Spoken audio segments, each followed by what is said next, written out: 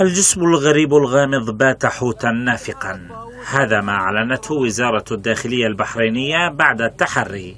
الحوت النافق يبلغ طوله 15 مترا تقريبا.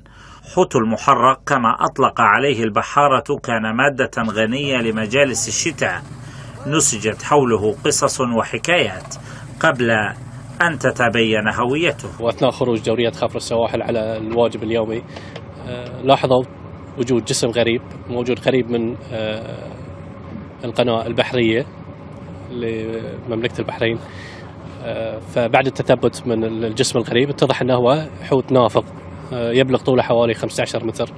التصوير الجوي أوضح أن الحوت الضخم يتقاطع مع خط ملاحة سفن الصيد، ما استدعى أن تقوم قوات خفر السواحل بحملة تحذير عبر وسائل الإعلام وكذلك عبر الدوريات البحرية. نتيجة لخطورة تواجد الحوت ووزنه في البحر، فهو يمثل خطر ملاحي على الزوارق المتواجدة والقريبة من الحوت، فلذلك قامت دوريات خفر السواحل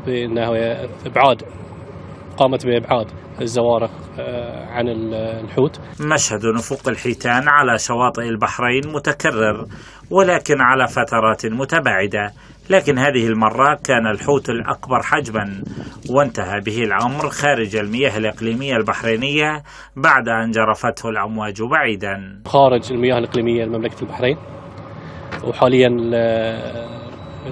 المياه آمنة إن شاء الله، وإحنا نحث البحارة وجميع الأشخاص مرتدي البحر في حال اشتبهوا في وجود جسم غريب سواء كان حوت أو غيره أنهم يقومون بإخبار قيادة خفر السواحل. من محافظة المحرق، محمد العرب، العربية.